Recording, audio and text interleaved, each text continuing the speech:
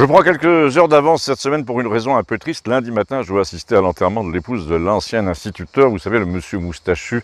dont la femme était très malade depuis longtemps, celui qui a été obligé de faire semblant de se vacciner pour continuer à l'avoir à l'hôpital. Celui qui est persuadé que le cancer de son épouse s'est réveillé à cause de ce que vous savez. Celui aussi qui était très socialisant sous Jospin, comme tous les instituteurs, et puis qui a tourné carrément de droite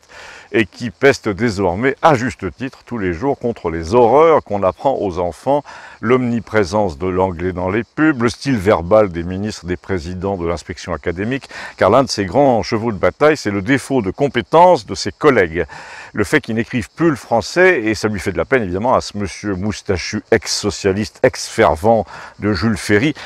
de devoir admettre que la correction dans l'usage de la langue est devenue réactionnaire dans l'opinion. Parce que, m'a-t-il expliqué,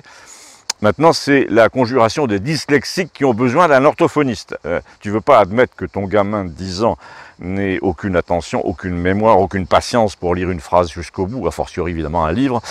parce qu'il est paresseux essentiellement, parce qu'il a une maîtresse nulle. Non, maintenant c'est la nouvelle mode, il devient infirme, c'est pas sa faute s'il fait des fautes. Et toi, t'es un salaud de lui dire,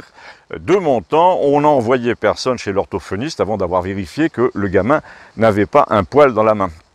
Non, décidément, m'a-t-il dit, pour un peu, les gens qui accordent en genre et en nombre aujourd'hui seraient devenus des complotistes qui prennent prétexte de broutilles grammaticales pour essayer de renverser l'État.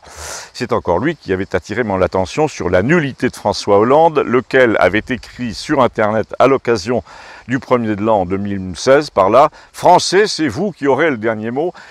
aurait A-I-E-N-T, pour 10 à 20 millions de personnes en même temps, bravo. Enfin, c'est lui, l'instituteur, qui m'a confirmé que les formes incorrectes du genre « les décisions pour lesquelles »,« la loi sur lequel nous allons voter », toute cette farandole de fautes d'accord provenait en fait d'une seule source, le Parti Socialiste des années Mitterrand et singulièrement Laurent Fabius, qui n'a jamais su parler le français, encore moins l'écrire, et dont même Mitterrand s'est aperçu qu'il ne valait rien. Bref, le prétexte de notre conversation ce jour-là avec Gustave et Léon et Suzanne, conversation dont vous aurez la teneur en cliquant sur les liens ci-dessous en bleu comme d'habitude, c'était le cas de notre pauvre instituteur qui avait fini par s'apercevoir qu'on lui avait menti sur tout et notamment sur le niveau de ses amis socialistes qui ont des petits-enfants analphabètes et des voitures à 30 plaques. À tout de suite.